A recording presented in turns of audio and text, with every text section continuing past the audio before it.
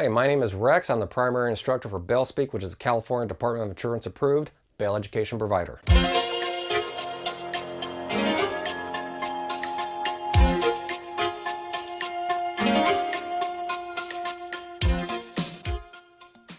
Now, I have to be really super clear here.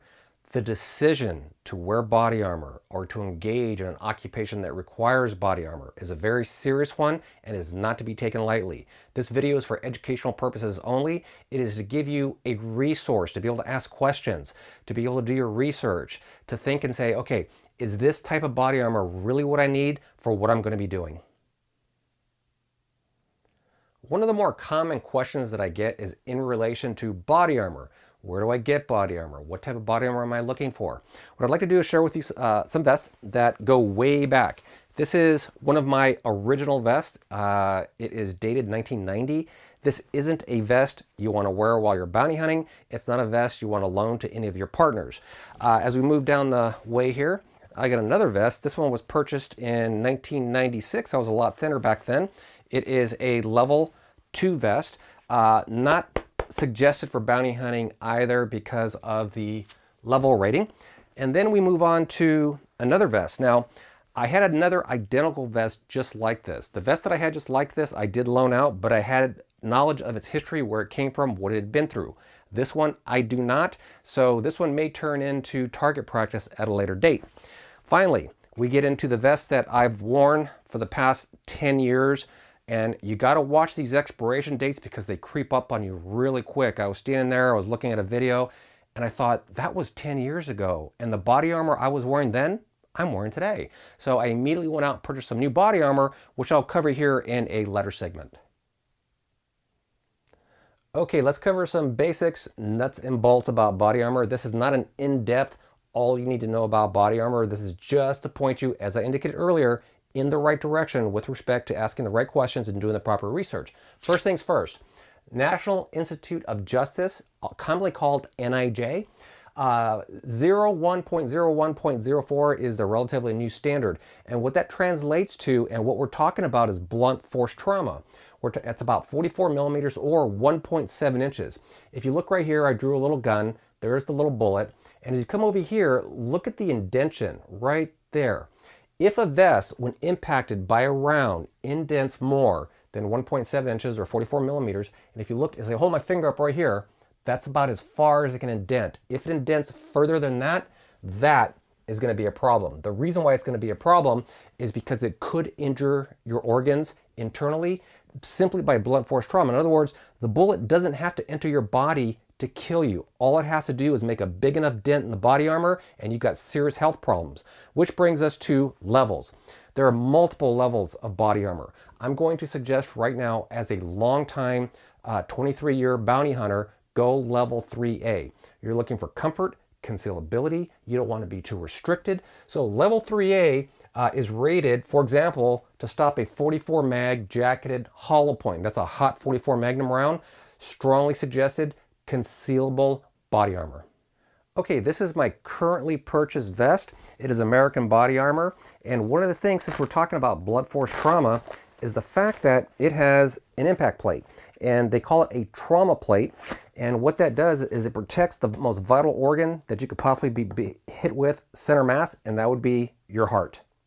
If you look right here for some of the more precarious situations that I myself may get myself into, you'll notice that I added a groin protector, which is to protect my bladder, groin, etc., primarily femoral artery. You don't want to get hit there. You will bleed out before first responders can get there. Moreover, when you purchase your body armor, you want to get professionally fitted. You don't want to buy anything off the internet. You don't want to buy anything off some anonymous, who knows what, where it's been, which is extremely critical. I'm going to talk about it here very shortly. But one of the most common mistakes that people new to body armor do is they buy body armor with the front panel too long. So what happens is when they sit down, the bottom of the panel hits your duty belt or your pant belt or whatever it is you're wearing, and it jams up into your neck or your throat while you're driving. So you end up with body armor that's extremely uncomfortable, and there's a good chance once you get to the point where it's starting to choke you, you're probably not going to wear it, and that is really bad. Another very important point to understand about body armor, particularly body armor designed to stop ballistic threats, is that they're not rated to stop edge weapons such as knives, ice picks. That's going to require a specialized body armor. So when you pick your body armor, understand it is not designed to stop sharp weapons. I have to say this one more time. This is so important. Please do not purchase used body armor. Let me emphasize that this way. Don't borrow your buddy's body armor if he can't tell you where it came from, when it was manufactured. Did it sit in a hot car all summer long and then all winter long? Body armor is not to be left in a vehicle year-round. Kevlar tends to degrade. So if your bounty hunting partner can't tell you the history of the armor that he is loaning you, he shouldn't be loaning it to you. Conversely, if you do not know the history of the body armor you have, don't loan it to your partners. It would be a really, really bad situation if the body armor was so degraded and a perfectly defeatable round penetrated a vest and injured or killed your partner. A word about tactical vest. For example, here's a relatively new vest. And as you look at this vest, you know, you got your pockets and it's all tactical and everything. And you got your little suicide gun grab guy right here. Here's a problem with wearing a tactical vest. Let's say this was a vest that actually had body armor panels in it, and this is something that you just put on for bounty hunting. First off, this isn't appropriate for all bounty hunting cases. Every bail jumper you chase, each case is unique. No two cases are identical. Some cases you may approach in street clothes like this, you're going to want concealable body armor. You're not going to be able to approach or walk or go certain places with this. But let's take it a step further. If you're a bad guy, and you were intent on taking me out, and I had this on, where would you aim? Okay?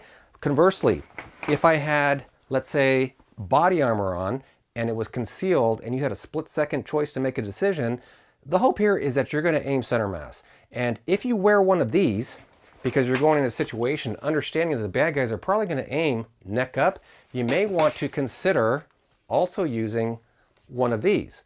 And the Bailspeak Bail Education School also has a store, and we have different types of level 3A Kevlar helmets, and you can see that at realbountyhunting.com, but that is incidental to the point of this video.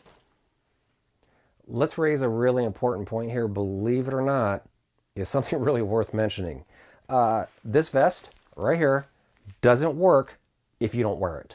Now, why am I saying that? Because people have been killed out in the streets who had vests but didn't wear them. Let me say that again. This won't work if you don't wear it. Just to refresh, when you store your vest, store it flat at room temperature. Now, one of the other items, accessories you could pick up are these impact plates. You can take these, put them in a jacket. Believe it or not, this is actually a level 3A trauma pad, and you got to be really, really super careful because some of these, and you'll notice this is unmarked, it actually came inside of a vest, are actually not ballistic rated. They're just padding for the blunt force trauma protection. So make sure that if you get one of these and it's intended for ballistic protection, that it really is a ballistic panel and not just something to absorb the impact of a bullet. This wraps up our quick startup guide on how to research body armor for purchase. Again, my name is Rex from the Bailspeak Bail Training School, and you guys go out there and you be safe.